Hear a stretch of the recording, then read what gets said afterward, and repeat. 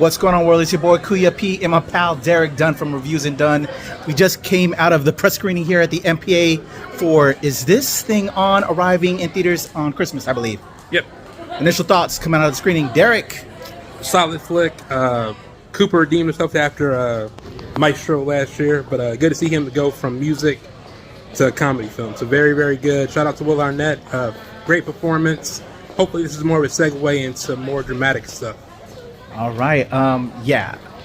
Amazing. I know that guy. The character that Will plays, I know that guy. I've been that guy. The shit was real, man. It was a great film. Highly recommend. Shout out to Will Arnett, Laura Dern, Bradley Cooper, Andra Day. Yeah, man, it was a great flick. It's a real flick. I think as men, we know that guy. And yeah, really connected. We're going to have some full thoughts. So full review when it drops, but that's not till Christmas. So y'all got to tune in when that drops. But yes, great film. Is This Thing On? The boy QP and my pal Derek Dunn. Out. What's up, y'all? It's your boy QP. Nerds rule the world. You're here. Appreciate y'all as always. We're going to get into a review again, and this time with my pals, Derek Dunn from Reviews and Done, Anthony Francis from the Movie Review and Screen Comment. We're going to dive in, but let's check out the trailer first, and then we'll give you our thoughts on Is This Thing On? Here we go. $15 cover. To get a drink? Hey. Yeah. How come she didn't have to pay $15? She signed up for the open mic. Look at me. I kind of look like the guy who tells you the Ferris wheel doesn't work at the amusement park. I gotta date better men. My ex wouldn't let me touch his Magic the Gathering cards. I'm gonna shake it up tonight. So let's put your hands together for Alex Novak.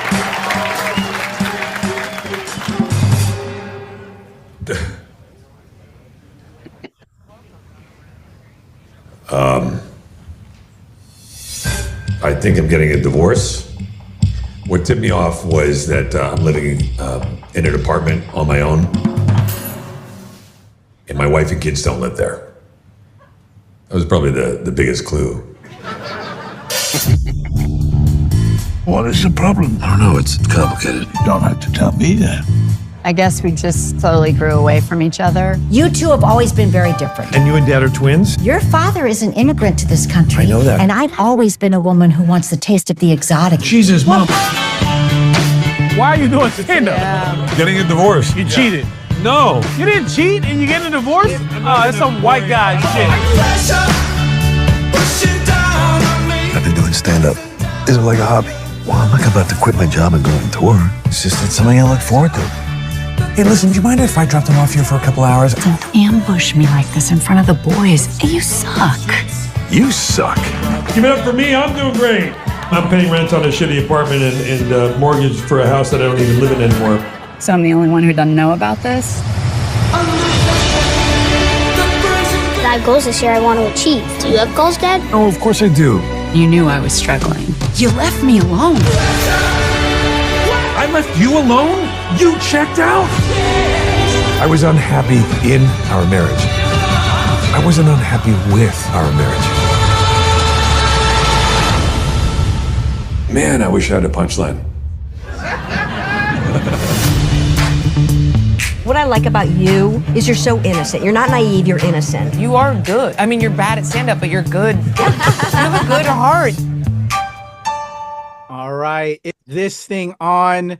Arriving in theaters on it. We're at the end of November right now. As of this recording, we're right before Thanksgiving. But it's launching in December. I don't have an exact date.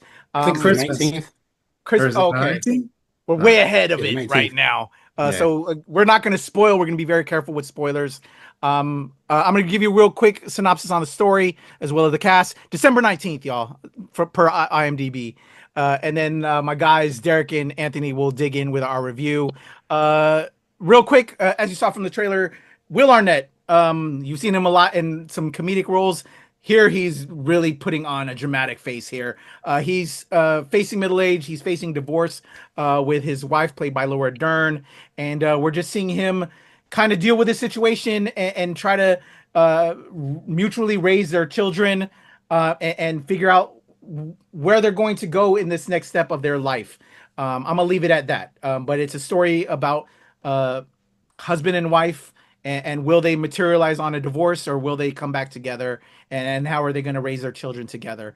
The director on this is Bradley Cooper, who he's our Rocket Raccoon. He's been in a bunch of other great films, but he's amazing. I think this is his first time directing, guys, if I'm not mistaken.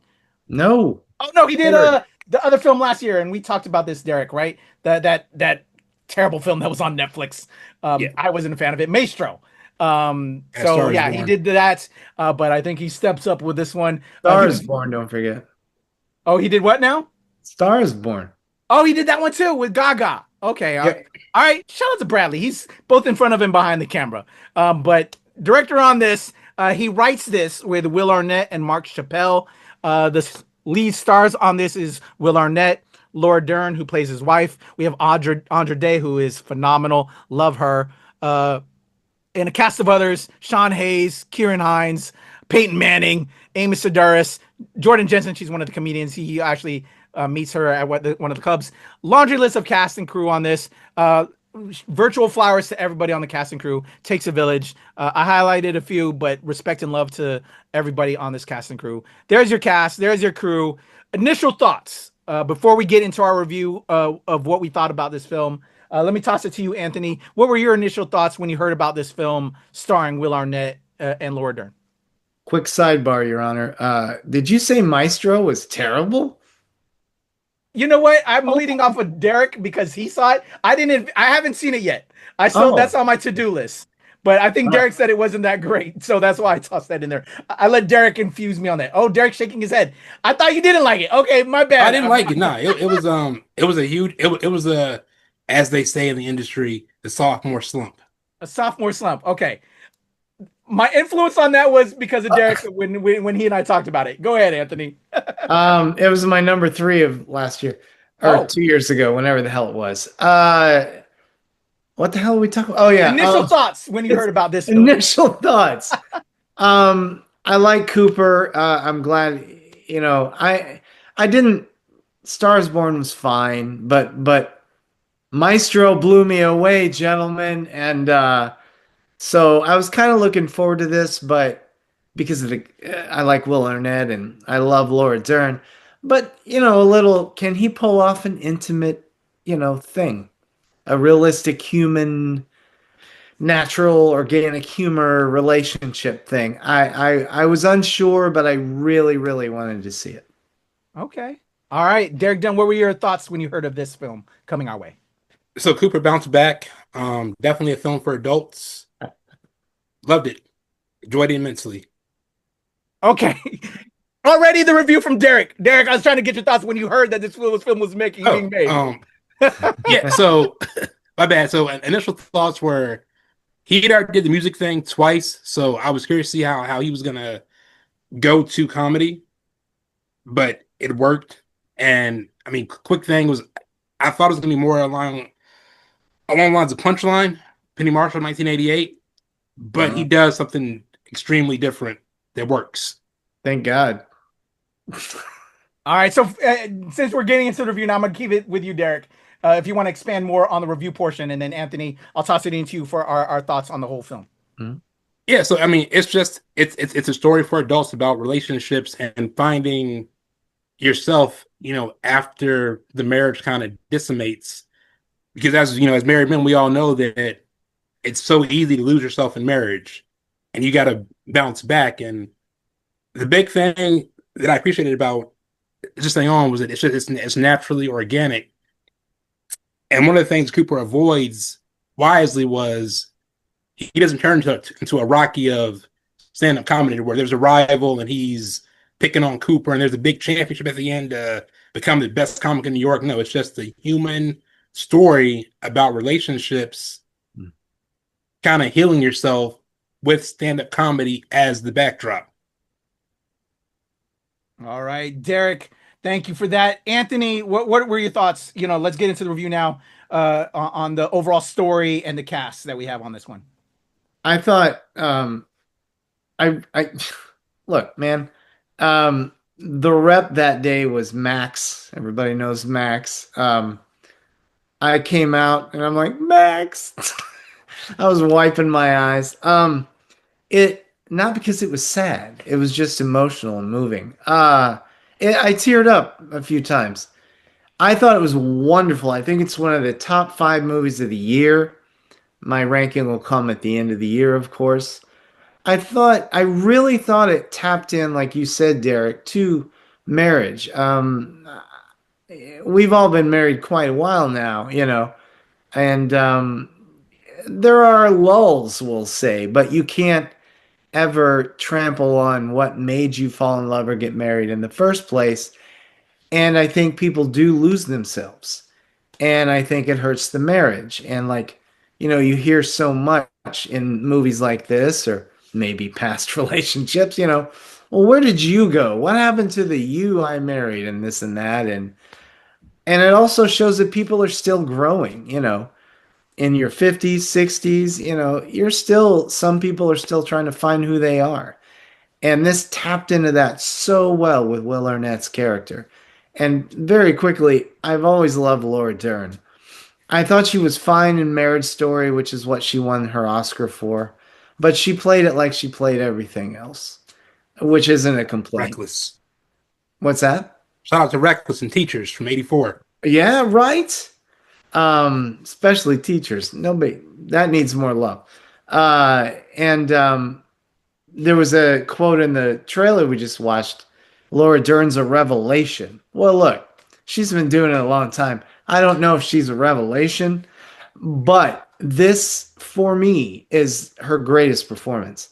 I really thought she was so natural. Everybody in this film, Arnett and Dern, and everybody's so natural, and the portrayal of their marriage is natural. This isn't a War of the Roses kind of thing. They're not bickering to be mean. They show that scene in the trailer. You suck. Well, you suck. And that's not really an angry scene. They're just kind of pissy about one thing. And I won't, speak to anything else, but divorce,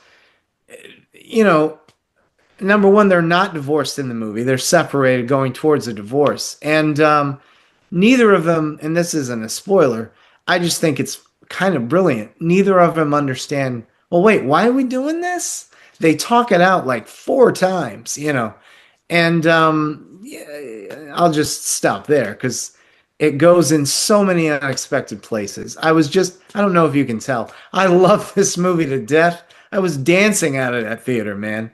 It really, I can't wait for my wife to see it, or maybe I don't want her to. I don't know. It's a fantastic movie. Again, to what we were speaking of, Derek, especially on another couple shows, this is not going to be a blockbuster. But if you give it the right rollout, this will definitely find an audience. This is a movie for adults that doesn't kowtow to anything else, and I just think it's a fantastic film. Cooper's finest, and that's after coming off the near masterpiece that was Maestro, Derek. No, I don't think it's a masterpiece, but I loved it. But I think this is his best movie. It's fantastic. And Will Arnett's the revelation. I love Will Arnett. Plays the same kind of thing all the time. And he's wonderful here. You see into this guy's heart. He bears his soul. When it comes out, we should do another one because I have so much to say. Yeah, it's a great film. Top 5 of the year from me. Can we shout out Peyton Manning real quick also? And Peyton Manning. Manning, right along with Marshawn Lynch. Those are probably like 2 of the, as far as like this, our generation, this time frame in the 21st century, those are probably 2 of the most natural athlete to screen things besides John David Washington that are like just, it's not forced. Like Peyton's little extended cameo, it comes across again so organic and so like it does. That's a good. Yeah. It was. I admit when that, as the scene played out, I was still like in my head. I'm like, he's good, but what made him call up Peyton Manning? Why Peyton Manning? but it works, and he's fine. And I agree with what you said. All right, guys. Thank you for your thoughts. For me, one of the year's best. Phenomenal film. I was a little bit curious with Will Arnett. We've seen him in comedic roles. He does a lot of comedic roles. Very interesting that he's never done stand-up comedy. There's when he first gets up on the stage to do stand-up comedy in this film, and then successfully later on as we watch through the course of the film, like, I need him to do stand-up comedy because it was so well done. So again, bravo to the writing along with him and Bradley Cooper putting this film together. Like, he was a natural to me, because that's what you want out of good comedy. If you love stand-up, I'm a big stand-up guy. And I thought that was just beautiful. You thought he'd been doing this for years. But him doing drama in this role, we talk, as you said in there earlier in the trailer, Anthony, Laura Dern's a revelation. I think they should have thrown that onto Will Arnett. Yeah, exactly. As a dramatic actor, Will Arnett is a revelation in this film. I agree. Amazing. This film, a lot of the films we've got this year, which I also enjoyed, maybe the story wasn't all the way there, but there's been some great films this year with lead actor females. Rose Byrne in If I Had Legs, I'd Kick You. Really speak to the female voice this year, of them really expressing themselves. And Rose Byrne, who does a lot of both drama and acting, really expresses what females are really feeling. And I thought she is amazing in that film. The story not as strong, but really giving that inner female voice. This, for men, I was brought to tears quite a bit, like you, Anthony. Yeah. I was kind of maybe moving to the side because I was at the screening with Derek, trying to not to show myself, but I was crying. He spoke how I've been married 25 years now, 26 years now, and this felt so fucking real to me. I'm sorry for the expletive, but like, this is how men feel in our ups and downs in relationships. There's a scene in here where when they kind of sort of get back together again, and all of a sudden they're out there in the back, they're with their friends, and all of a sudden he says one thing that he thought was right with a picture that he got changed up. The picture, yeah. And she flips on him. Bro, if that wasn't the realest shit ever on screen, guys, I don't know what was. And that character will go to his grave not understanding why she got so upset. Yeah. Bro, that was some real fucking shit there. I love this film. Go ahead, Derek. A quick little pivot, just kind of sidetrack again. So if you guys, small little plug and everything, it's a few years old. But if you guys read Will Smith's book, and he did something kind of similar to that for Jada at one of their anniversaries, where he did this big spectacle type thing, and her reaction to what he did, very romantic, very cool, something that I would probably do. But her reaction to the thing, like his behavior and how he is about her, makes a lot of sense after reading the book. And it's like, it's such a small little thing in the film, but then it's just like you guys were saying, women, how they react. Like, you got to be able to read them. And if he's been with her that long, he should have known better than to do something like that. Sometimes it's not about the spectacle, more so about the thought. Right.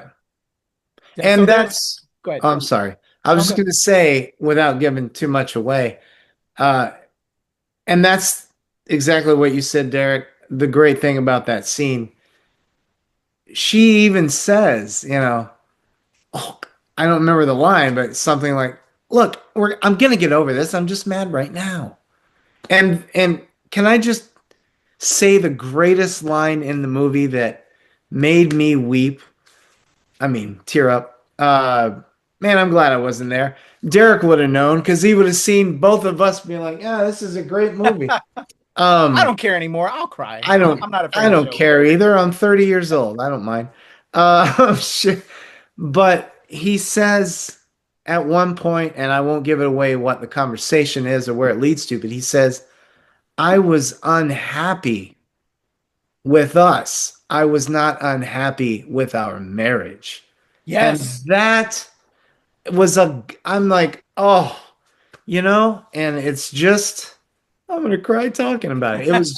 It is just in the context of the moment and where it goes from there is just beautiful, and Yeah, it's fantastic. this is going to be very very therapeutic, and just like sitting here with you all, like as married men, and just like thinking about my own recent situation, stuff that I've gone through.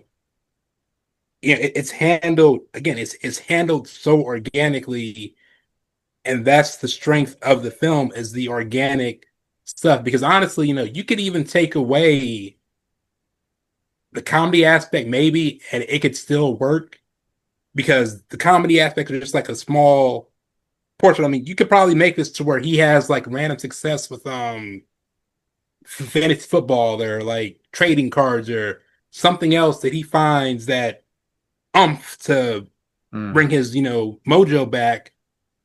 And then it helps them realize, what, man, maybe I was the one fucking up, excuse my language, and maybe this is what it was. Because you can't lose yourself in your marriage. You have to still have fire in yourself to be a better spouse for your partner. Yeah. Well said. Very well said. And if I can say one last thing, I'm sorry, Patrick, but we're both stepping all over your section. Damn it, I hate this marriage already. With y'all too. I'm not happy with this show. I'm unhappy with us. I won't say why again, but I'm glad they played the song in the trailer, Under Pressure.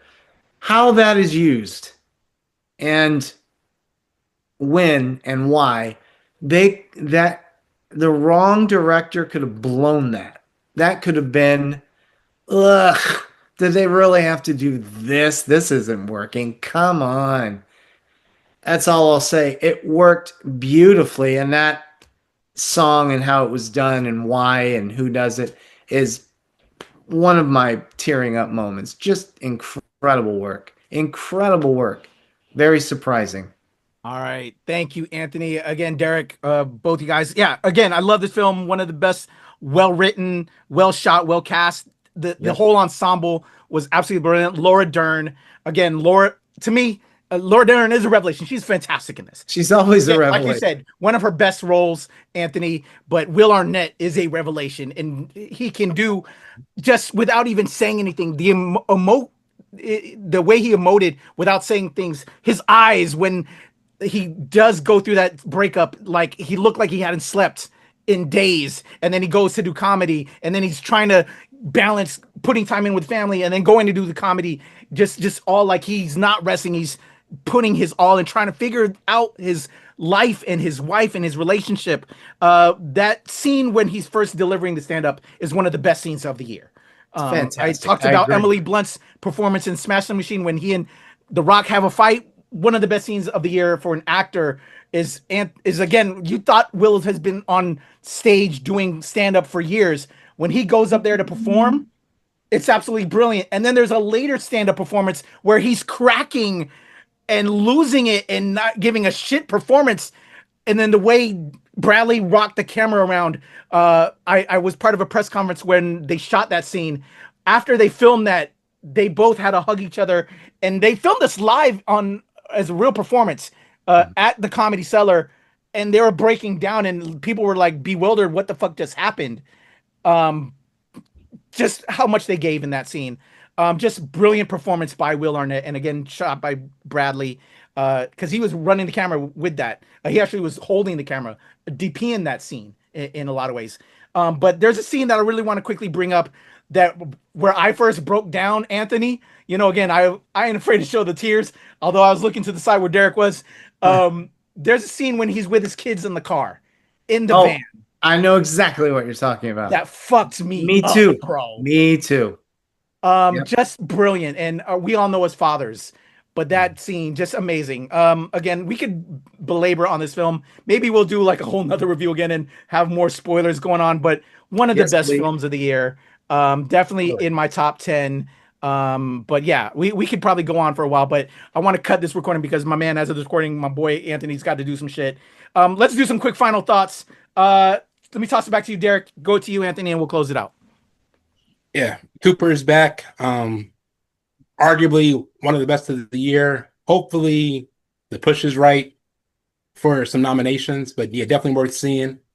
Oh, and I had a chance to interview Andra today, so look out for that on my site. Awesome, and congrats on that, brother. How about you, Anthony?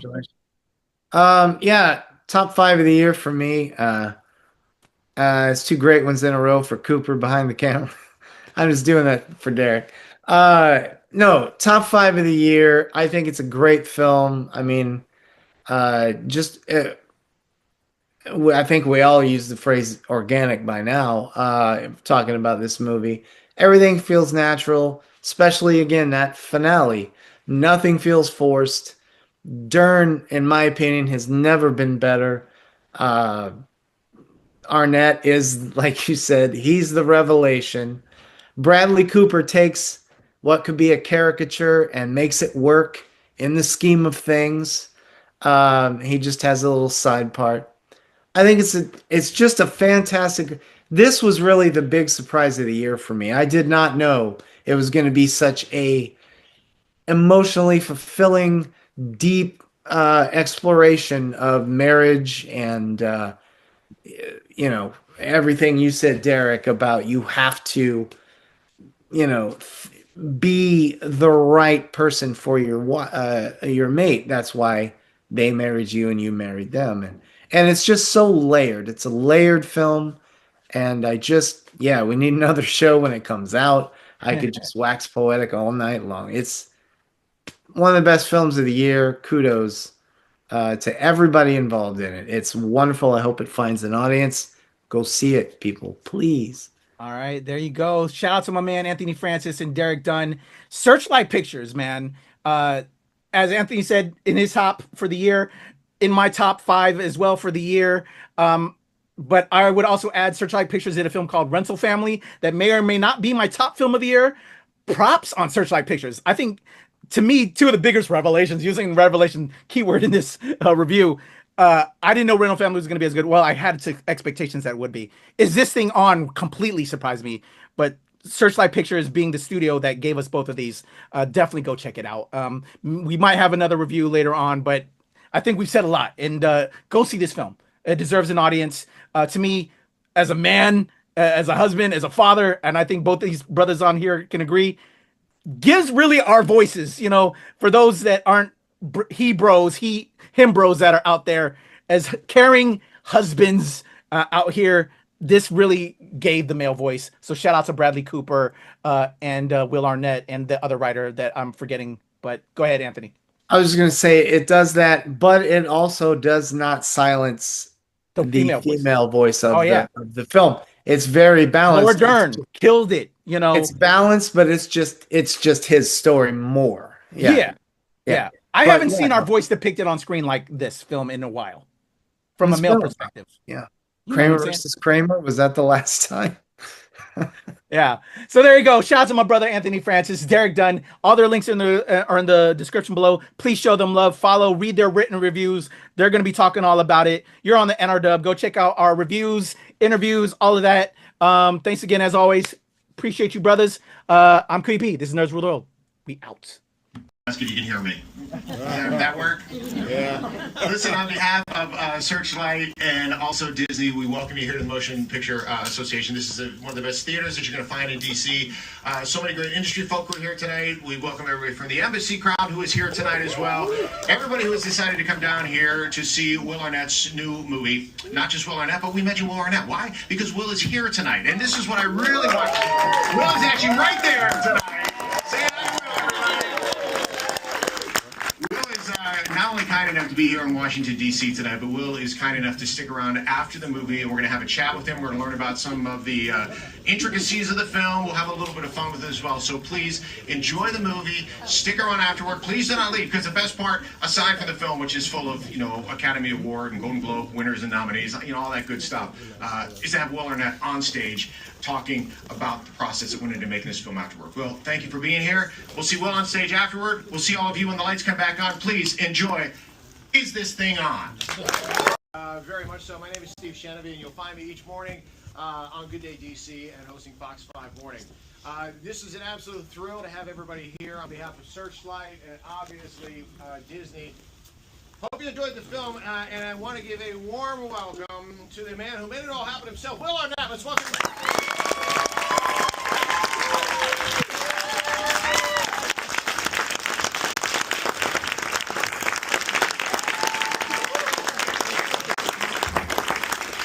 We wanted to have an opportunity to be able to chat with Will a little bit here this evening, talk a little bit about the film, the process that went into it. First of all, amazing job. I thought it was great. Thank you.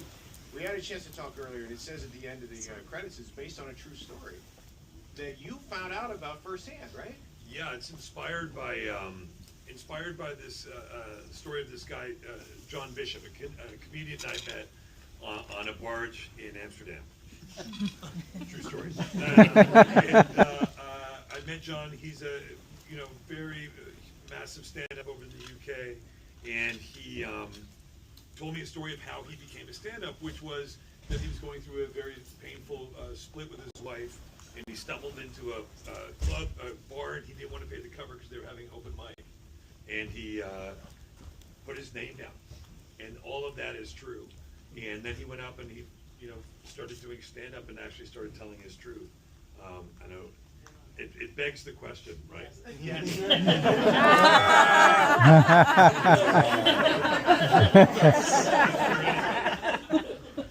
Oh, they weren't on. Imagine that. And now. By the way, I appreciate this, just in case I didn't want to get roofied. We can't account for anything earlier, but good line for the I don't know, you guys all heard that when I said was that fair enough? Yeah. So it was inspired by John's story, and all of the things that seem kind of impossible are true. His wife, whom he was in the process of divorcing, did come in and see him, and he hadn't told anybody in his life.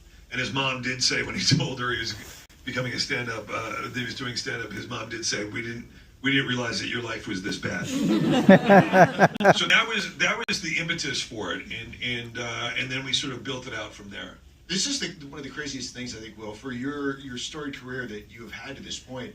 Of all the things that you have not done at this point in your career was stand-up. This was the first time that you ever performed stand-up. Yeah, preparing for this film was the first time I ever did it. And I sort of spent a career, I was, comedy adjacent, if you will. And but I'd never done it. And so I had to, we wrote all this stand-up. We didn't use any of John's material, of course, because it's inspired by his story, but really is. And so we wrote all this stand-up, and I went and started performing as Alex Novak every night for like 6 weeks in New York at the Comedy Cellar. And I'd go up like 3 times a night. Some people would recognize me, even though I was calling myself Alex, and people thought I was having a nervous breakdown. I just figured it was worth it, It's interesting. First of all, you used the real Comedy Cellar. I mean, it's a legendary place. Yeah.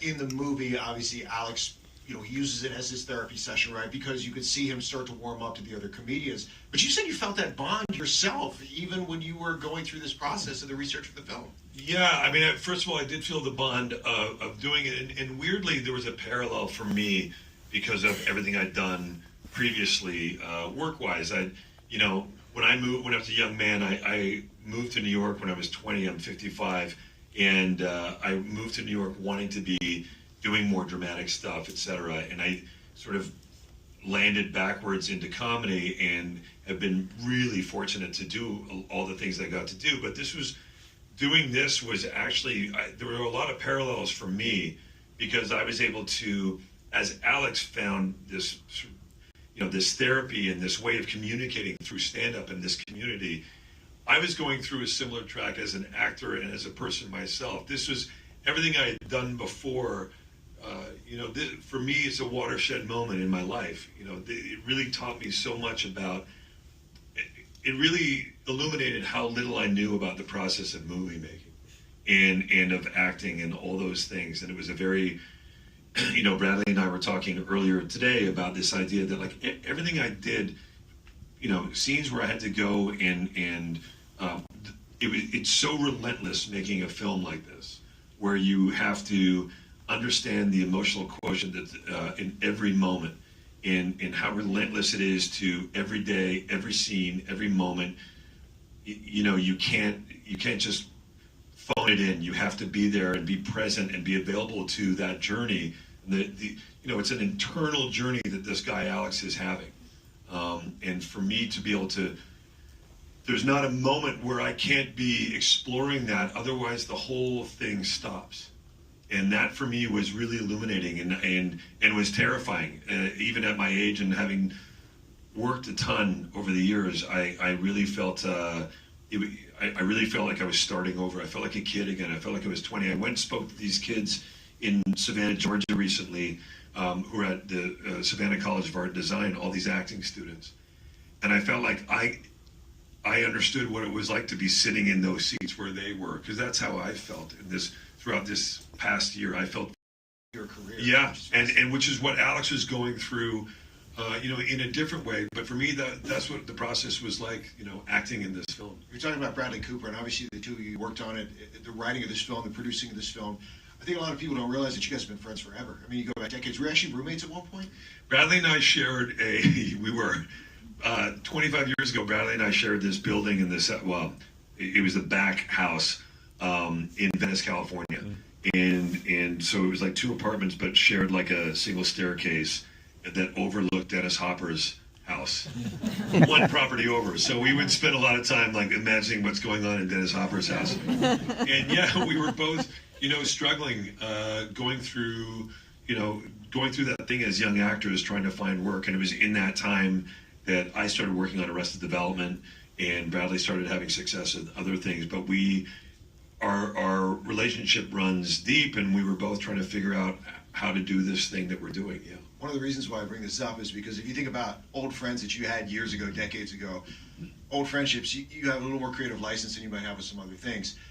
When you started doing the stand-up as Alex in the actual clubs in New York in preparation for this role, you had some hits and you had some misses. And as your good friend Bradley would say, at some points you bombed so bad that we were in the background laughing. And you said you could actually hear him laughing.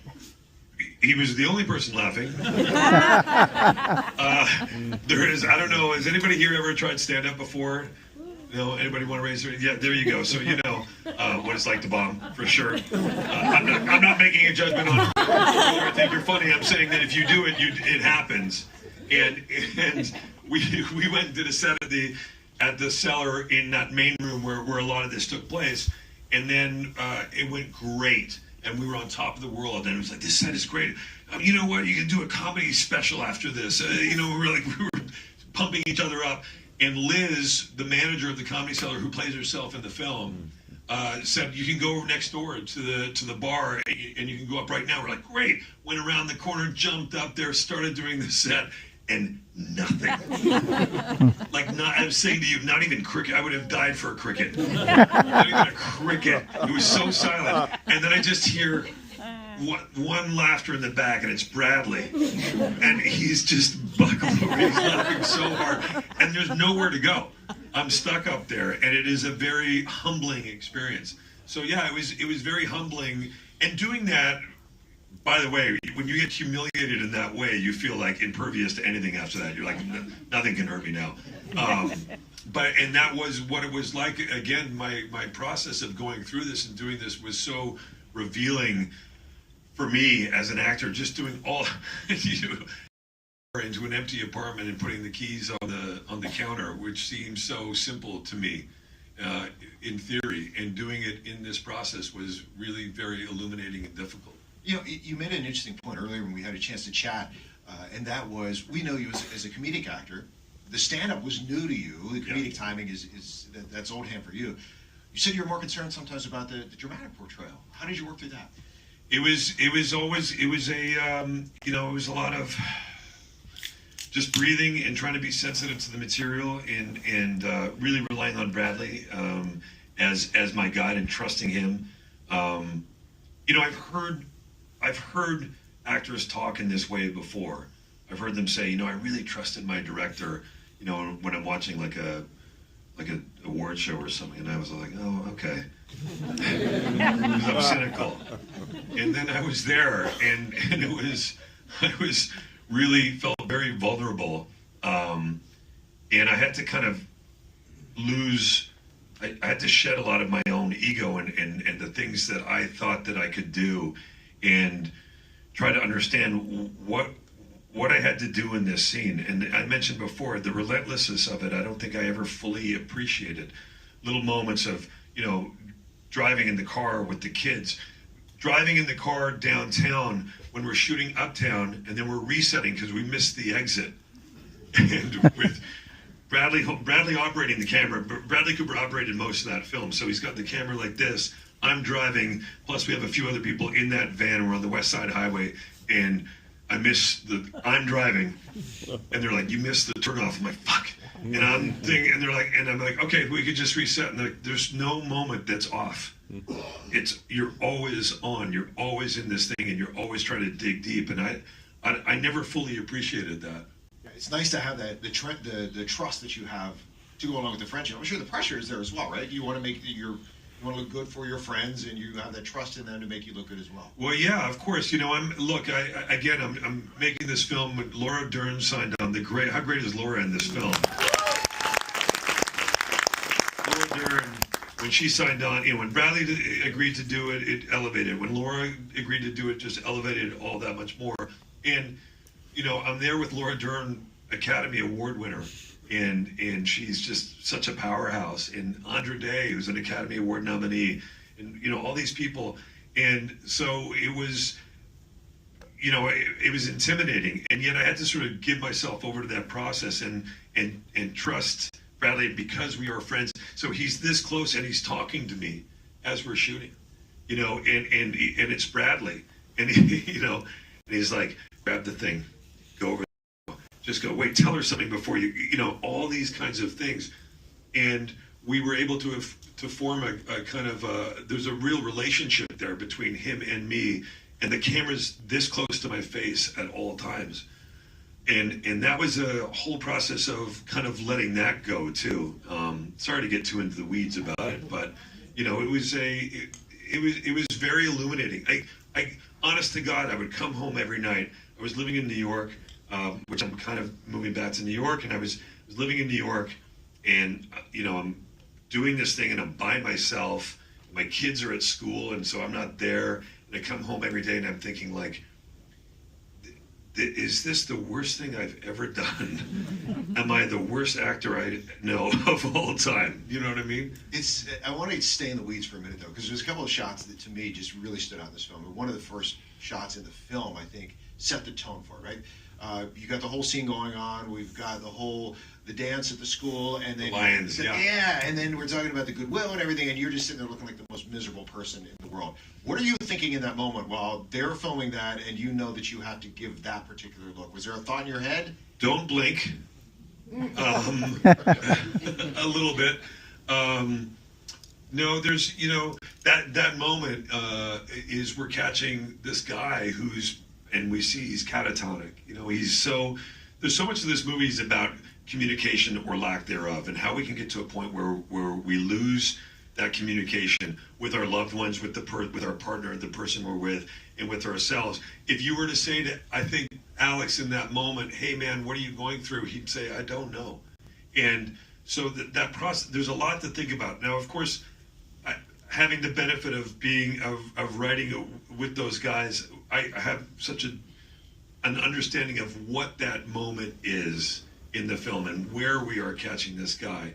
And for me, it was just in that moment, just be available to what that experience is, to what he's going through. He's at his kid's school. It feels like it's over. That moment, if you've ever broken up with somebody, before the moment when it hits you that maybe this is over. And it's a very, it can be a very personally, it can be really profound. It can be really painful. And you're always on the verge. I'm almost on the verge of tears of talking about it now. You're always on the verge of connecting to this sort of deeper well. And how do you kind of keep that facade up just to get through the day, One other shot that to me really stood out in this film, aside from the close-ups of the comedy club themselves, which is the first time we saw your full face, really, was when you were on. That was by design, yeah. We see in the school with the lions. and it's not too close. And then when you see him interacting with Tess and with their friends, it's always basically a profile and a 3/4, and that was always by design. Bradley was really intent on that you don't see. The first time this guy talks about anything of what's going on with him is when he gets up on stage and he stands in front of a bunch of strangers with a microphone in his mouth, something he's never dreamt of doing. And all of a sudden, he just reveals his truth. The other one had to do with the club in a way. And as a viewer, we're watching this relationship just kind of, the crescendo's building and building. And we're almost waiting to see if there's going to be a breakdown of your character, to be honest, right? Yeah. The scene in the attic, you burst out of the room and it immediately takes you right into the club, and this is where you have your moment. You as a writer, you're putting that on paper and then it translates onto the film. Did it go the way that you had it in your mind when you're writing it down on paper? Yeah, for me, it did. And for me, it was a moment of, Bradley and I, you have to earn that moment. We really knew that we had to earn that moment. And, it was a new sensation for me of, this is a big moment for Alex. We shot that. We shot all the comedy stuff at the Comedy Cellar about a few weeks out. Bradley's flipped it. He said, I think let's shoot all the comedy stuff first. So we shot all the stuff in the cellar in the first week. And that was pretty early on. That was one of the last days in the cellar. We shot that scene, what we called the vampire scene, where Alex talks about the idea of vampires and people are trying to suck your blood. And it's one of those things that was looming there, and I was nervous about it because it's a big moment. And there was a lot of chaos, that everything in that Comedy Cellar is mic'd. Our mixer, this guy, Steve, is just unbelievable. There's no miming. All the sound is real. Everybody's mic'd up. Everything's happening in real time. And it's quite chaotic. And the camera is going to follow me on the stage, and it's with the idea that it's going to be coming from this hallway. And we're capturing him in this moment. And it was nerve-wracking and in all this chaos, and I had to try to find a way to breathe and figure out what that was. And as I ran onto stage, and Bradley was behind me, right on me, and then I get onto stage and I start talking, and all of these things that we knew about Alex and all this stuff kind of flooded in, and watching these people stare at me as I came with this crazy energy. And these are all, they're background players, they're real, but they're paid actors, but we haven't told them anything that's going to happen. We want them to have a. Bradley's up against me, and he starts, as he's operating, he starts saying, and we had to take all his audio out. Bradley's talking to me in real time with all these people and all the people in the crew, and Bradley starts telling me, he's saying, avoid me, avoid me, avoid me, avoid me, and he's saying to me, avoid me, as I'm about to launch into this thing. And our relationship and him saying that and me understanding he means avoid the camera, but it's also, for me, it was much more profound. And I knew that at that moment we were in this dance together, and I was able to kind of really access and be out of my head and access what Alex was going through in that moment. We did it in one take, and all these people were there. Nobody knew what to say in the audience, and everybody was kind of stunned.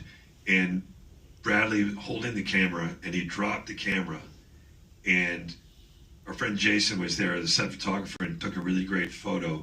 And Bradley and I just stood there on that stage and hugged and cried with each other for about 5 minutes. I love that story. That's incredible. Incredible story. We just have a couple minutes left. I want to touch on two things real quick. One, obviously, Will from so many great other projects. The podcast is unbelievable. Sean Hayes was in the movie as well. Sean Hayes and Scotty. Unbelievable stuff. One of my favorite shows of all time, I think one of the best written shows ever, is Arrested Development. I have to ask you this, though, because of my love of Arrested Development. Obviously, Joe was a magician. We did illusionist. Sorry. We had a magician. I don't want to pull a rank. We had a magician scene in the movie, though. Was that by design?